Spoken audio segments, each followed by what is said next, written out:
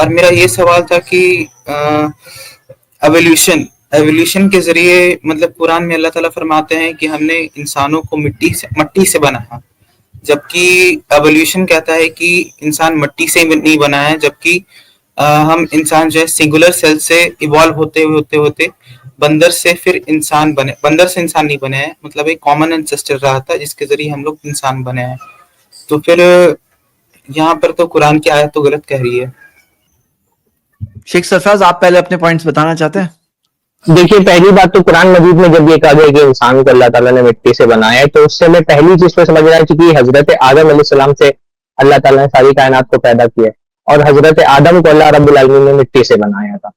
अब ये वो चीज है जो ईमान बिल गैब में से, हजरत आदम अलैहिस्सलाम कब पैदा किए गए, कैसे पैदा किए गए, इसको जानने का हमारे पास मुशाहदती इस बात से कोई सोर्स नहीं है कि हमने वो चीज देखी हो।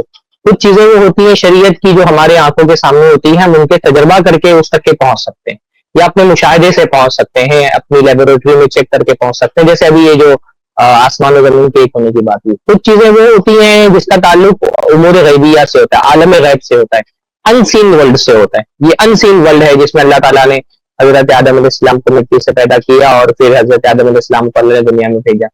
तो जब हम ये देखते हैं कि कुरान में वो आयतें मौजूद है जिनसे ये पता चलता है कि ये कायनात का खालिक की किताब है, तो अब अगर हमारा कुछ चीजें वो हैं जो हमारे तजर्बे और मुशाहिदे से साबित हो गई कि हाँ कुरान मजीद अल्लाह की किताब है, तो फिर उस किताब में अगर वो चीजें बयान की गई हैं जो हमारे तजर्बे और मुशाहिदे से साबित नहीं है, तो भी ईमान का तकाजा यह है कि वो चीजें जो हमने नहीं देखी हैं उसको बगैर देखे भी मान लें।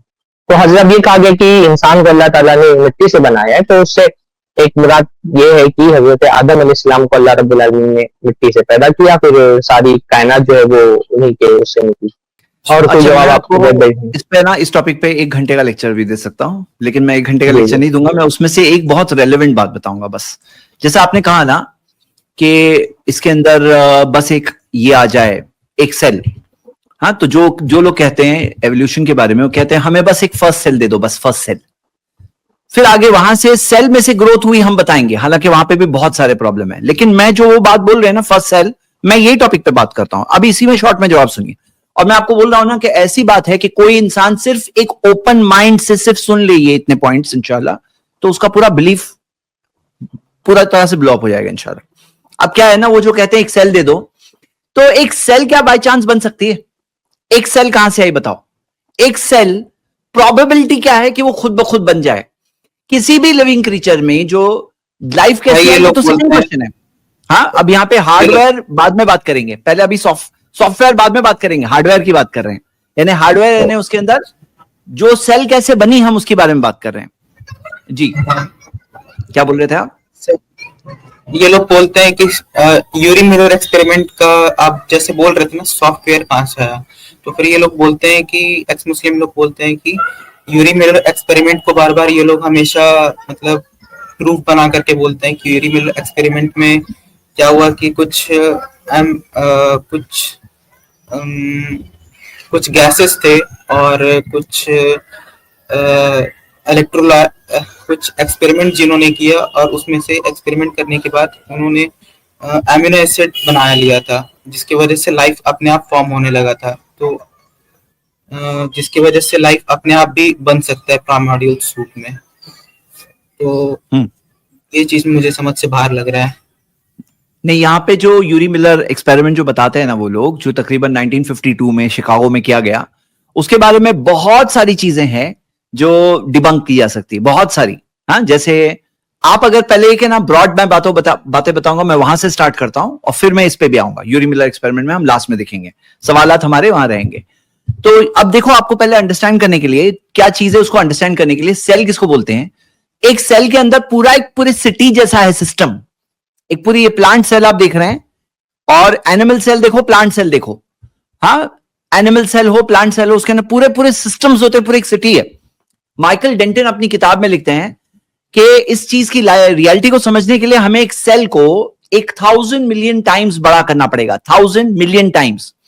उसको 20 किलोमीटर का बना दो, देखोगे तो उसमें एक सेल के अंदर पूरा एक शहर बसा हुआ है।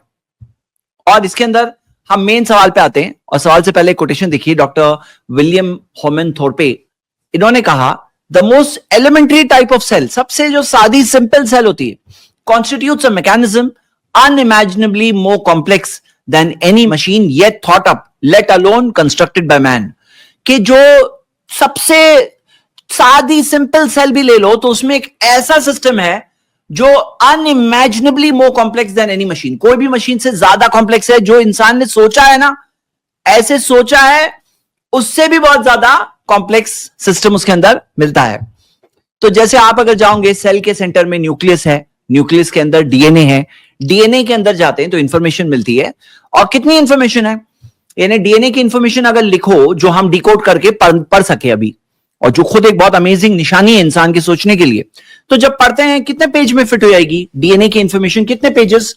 तो देखिए कैलकुलेशन आपकी स्क्रीन पर है, 106 वॉल्यूम, इंसाइक्लोपीडिया के 106 वॉल्यूम भर जाएंगे डीएनए के अंदर की इंफॉर्मेशन, जो कोडेड इंफॉर्मेशन है उसको जब लिखते हैं 106 वॉल्यूम्स भर जाते हैं।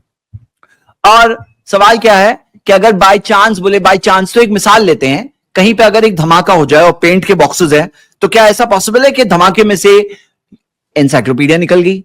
यानी कि चांस, बाय चांस एनसाइक्लोपीडिया निकल गई। अब वो लोग क्या कह रहे हैं, बाय चांस हो गया कि सेल बन गई।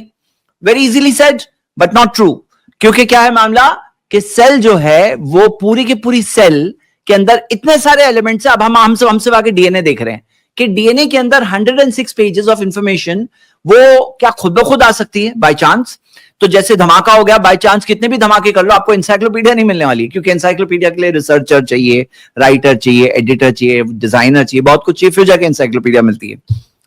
अब आते हैं प्रोटीन मॉलिक्यूल, कि सेल के अंदर जो प्रोटीन मॉलिक्यूल है, आप देखोगे कि क्या ऐसा पॉसिबल है कि केमिकल्स बस इस तरह से अपने आप को इस तरह से वो करे कि बन गई सेल? तो हम देखते हैं प्रोटीन मॉलिक्यूल है, एक functional protein molecule by chance form होने के बारे में डगलस एक्स जो बायोकेमिस्ट है, उन्होंने कैलकुलेशन दिया है। वो कहते हैं कि एक functional protein molecule forming by chance का चांस क्या है, 1 in 10⁻64।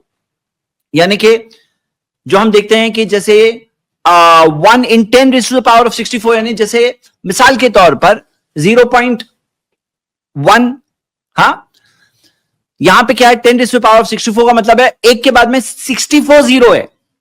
यानी मिसाल के तौर पर अगर कहें कि 10% यानी 10 में से एक, 1% यानी 100 में से एक, 1000 में से एक यानी कि 0.1%।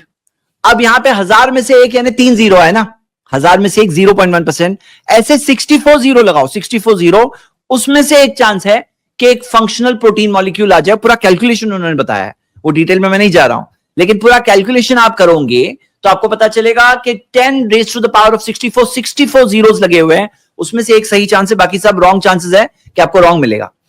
और सवाल क्या है, लाइफ कैसे आएगी फ्रॉम नॉन लिविंग मैटर? कि मतलब मिसाल के तौर पर सेल अगर होती भी, जैसे एक इंसान मरता है तो मरने के बाद क्या होता है, एक क्रीचर जो होता है मरता है तो उसकी बॉडी है, उसकी बॉडी की सेल्स है, लेकिन जान निकल गई। अब अगर सेल होती भी तो सेल में जान कैसे आई, ये सवाल का तो जवाब किसी के पास नहीं है, इस सवाल का जवाब नहीं है।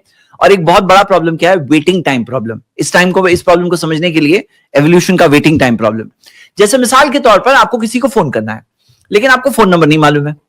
अब आप 0 से लेकर सारे नंबर्स डायल करना शुरू करते हैं, तो आपको ट्राई करना है तकरीबन 10 बिलियन, यानी कि 1 बिलियन होता है 100 करोड़ का, यानी कि आपको 1000 करोड़ नंबर डायल करने हैं, 1000 करोड़।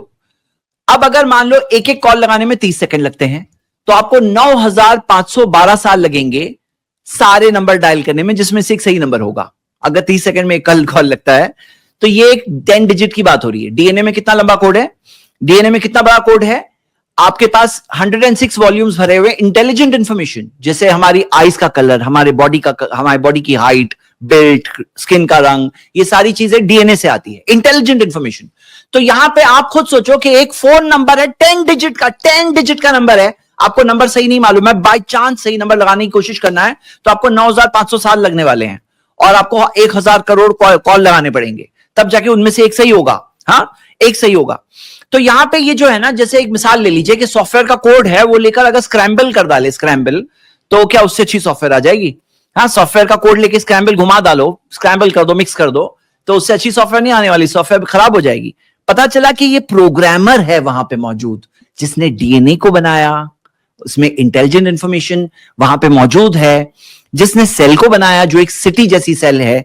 और अगर मान लो कोई कहे कि ये जो चीज है ये बाय चांस आई है, तो चाहे प्रोटीन मॉलिक्यूल का वन चांस है 10⁻64 या डीएनए है, ये दोनों के एतबार से सही नहीं है। जैसे आप इसके अंदर देखोगे कि ये किताब चीजें जेनेटिक एंट्रोपी, ये बुक्स में ये चीज मेंशन है जो वेटिंग टाइम प्रॉब्लम। इसे प्रॉब्लम क्यों है मैं बताता हूं। प्रॉब्लम इसमें इस तरह से है कि इंसान जो है दुनिया में, हाँ इंसान जो दुनिया में, दुनिया पूरी कितनी पुरानी है, हाँ दुनिया कितनी पुरानी है, आप इस चीज से देखें कि हमारा जो पूरा यूनिवर्स है तकरीबन 14 बिलियन ईयर्स, 13.8 इन 14 बिलियन गिन लिए, 1 बिलियन होता है 100 करोड़, यानी कि 1400 करोड़ यूनिवर्स की एज है। सन उसमें से 4.6 बिलियन, जमीन 4.5 बिलियन, यानी कि 450 करोड़ साल पुरानी हमारी जमीन है। अब फर्स्ट लिविंग सेल जो नोन है वो 3.8 बिलियन ईयर्स पहले, यानी कि 380 करोड़ साल पहले पहली लिविंग सेल आई। अब अगर यहां पे प्रोबेबिलिटी देखोगे कि भाई अगर बाय चांस आपको 2 लेटर का वर्ड, 2 लेटर्स एस्टैब्लिश करना है, आपको 84 मिलियन ईयर्स लगेंगे, 84 मिलियन ईयर्स लगेंगे, यानी कि 840 लाख साल, 840 लाख, यानी कि हो गए 87 करोड़। ठीक है, अब उसमें आप अगर 6 डिजिट तक पहुंचते हो आपको 4 बिलियन ईयर्स लगेंगे, लेकिन 8 डिजिट लेटर पे पहुंचते हो, 8 डिजिट लेटर बाय चांस, तो फिर क्या होगा, आपको जितना टाइम चाहिए वो पहली सेल बनाने में नहीं, पहली सेल का जो डीएनए जो इतना कॉम्प्लिकेटेड लंबा कोड है, 106 वॉल्यूम्स भर रहे हैं, उसका सिर्फ 8 लेटर वर्ड सही सेट होने में आपको 1800 करोड़ साल लगेंगे, जो अब दुनिया उतनी पुरानी है ही नहीं, 450 करोड़ साल पुरानी हमारी जमीन है, हमारी जमीन 450 करोड़ साल पुरानी है, लेकिन बाय चांस आपको 8 लेटर का वर्ड बनाने में आपको 1800 करोड़ साल लगेंगे। तो अगर आप देखोगे कि जैसे मिसाल के तौर पर ये 24 आवर क्लॉक के अंदर, जैसे जब 4600 जो 4.6 बिलियन ईयर्स जो है इस जमीन के, 4.6 बिलियन ईयर्स तकरीबन, यानी 460 करोड़ साल जो है, उसको उन्होंने 24 आवर्स में बताने की कोशिश की। तो उसके अंदर क्या बता रहे हैं कि फर्स्ट मैन जो है लास्ट 1 मिनट में पहले बॉर्न हुआ है। अगर 24 घंटे की बात करोगे तो लास्ट 1 आवर की बात करोगे, 1 आवर, तो लास्ट 1 मिनट के अंदर इंसान बॉर्न हुआ है। तो देयर इज नो चांस, यानी कि ये सारी चीजें, अब ये मैंने बस थोड़े से दलाल दिया, and there is full 1 hour का मैं लेक्चर इस टॉपिक पर भी, मेरे पास पावर पॉइंट उतनी लंबी रेडी है। हाँ, तो आप बताओ कि आपके पास क्या आंसर है। ये जो टिबेटियंस की बात है, मैं ये भी एक्सप्लेन कर देता हूं क्योंकि स्लाइड यहां सामने आ गई, कि टिबेटियंस का जो हाई एल्टीट्यूड अडॉप्शन था, हाई एल्टीट्यूड में जो उनका अडॉप्शन हुआ वो 3000 ईयर्स के अंदर हुआ। अब यहां पे समझना क्या है कि अगर डीएनए चेंज होके आ रहा है, तो फिर क्या चाहिए आपको, कितने करोड़ साल चाहिए डीएनए चेंज होने में। तो कैसे 3000 साल में हो गया, मतलब बात यहां ये है, ये अल्लाह की तरफ से जो अडैप्टेशन हो रहा है इंसान का, वो अल्लाह ताला इंसान को एक नेमत दे रहा है कि वो अडेप्ट कर पा रहा है अपने सर्कमस्टांसेस में। ये अल्लाह की नेमत है, this can not happen by chance, यानी कि ना फर्स्ट सेल का क्रिएशन बाय चांस था, ना उसके बाद जो इंसान अडेप्ट हो रहा है अपने माहौल और अपने हालात के एतबार से, this is also not by chance. ये भी अल्लाह की तरफ से एक गाइडेंस है, एक चीज है जिसके जरिए इंसान उतना डेवलप होकर उस तरह से अपने हालात में रह सकता है। मतलब एवोल्यूशन जो है वो एक मतलब गाइडेड हो सकता है। मतलब उसके बाद जो है जो उसके बाद हम इसे इस तरह से कहेंगे कि जो अडेप्टेशन वर्ड फिलहाल हम यूज करें अपने डिस्कशन के लिए, कि जो इंसान अडेप्ट होता है वो गाइडेड तौर पर उसके अंदर चेंजेस होते हैं, जेनेटिक चेंजेस होते हैं, लेकिन इट कैन नॉट बी कि भाई ऑटोमेटिकली हो रहा है, रैंडम हो रहा है। दिस इज गाइडेड एवोल्यूशन, या एवोल्यूशन की जगह बोलना चाहिए गाइडेड अडेप्टेशन, यानी जो चेंज हो रहा है इंसान में। अच्छा, तो फिर भाई ये किस तरीके से गाइडेड हो सकता है, मतलब ये गाइडेड किस तरीके मतलब कुछ ऐसा है ना कि अगर 8 डिजिट को भी बाय चांस चेंज होके सही बनना है तो उसके रॉन्ग होने के इतने सारी बात है। जैसे मिसाल के तौर पर आपने जब एक सही कॉल लगाया तो आपको 8400 करोड़ साल लगे, और उसके अंदर आपके कितने सारे आपके रॉन्ग नंबर लगे, जो रॉन्ग नंबर्स आपके इतने सारे लगे। अब आप सोचो कि जब इतने सारे रॉन्ग नंबर्स आपके लगेंगे, हाँ, जो एक सही राइट नंबर लगाने में, तो यहां पर 2 प्रॉब्लम्स है। एक तो टाइम उतना नहीं है, दुनिया उतनी पुरानी नहीं है, इंसान उतना पुराना नहीं है। नंबर 2, रॉन्ग नंबर्स कहां हैं? आप राइट नंबर बता रहे हो, रॉन्ग नंबर्स कहां हैं? तो रॉन्ग नंबर्स के अंदर क्या ऐसे बहुत सारे लाइफ फॉर्म्स हैं जो टूटे फूटे कैसे भी टाइप के इतने सारे करोड़ों वैसे तो दिख नहीं रहे हैं, जो इतने सारे टूटे फूटे रॉन्ग नंबर्स नहीं दिख रहे हैं। हमें इंसान अगर सही राइट नंबर है तो रॉन्ग नंबर कहां है, सब इतने सारे रॉन्ग नंबर होने चाहिए, वो भी नहीं दिख रहे हैं। तो ये बहुत सारे इसमें क्वेश्चंस है जिसका आंसर नहीं है वहां पर। और मैंने आपको वेटिंग टाइम प्रॉब्लम जो बताया वो, और खास तौर से ये रॉन्ग नंबर का प्रॉब्लम है, प्रोटीन मॉलिक्यूल के बारे में बताया और डीएनए के बारे में बताया। ये चंद पॉइंट्स हमने लिए आज, और सेल के बारे में बताया कि किस तरह से एक सिटी है और कितना कॉम्प्लिकेटेड सिस्टम है। अच्छा, तो फिर मतलब ये अपने आप बन नहीं सकता, इसको बनाने के लिए नहीं, वो पहली सेल भी बन नहीं सकती थी, उसके आगे भी बन नहीं सकते। पहली सेल के बारे में बहुत कुछ बात कर सकते थे, मैंने सेल का कुछ इंट्रोडक्शन दिया, डीएनए के बारे में बताया और प्रोटीन मॉलिक्यूल के बारे में बताया। अहले बातिल और गुमराहों की हकीकत जानने के लिए फॉलो और सब्सक्राइब जरूर करें।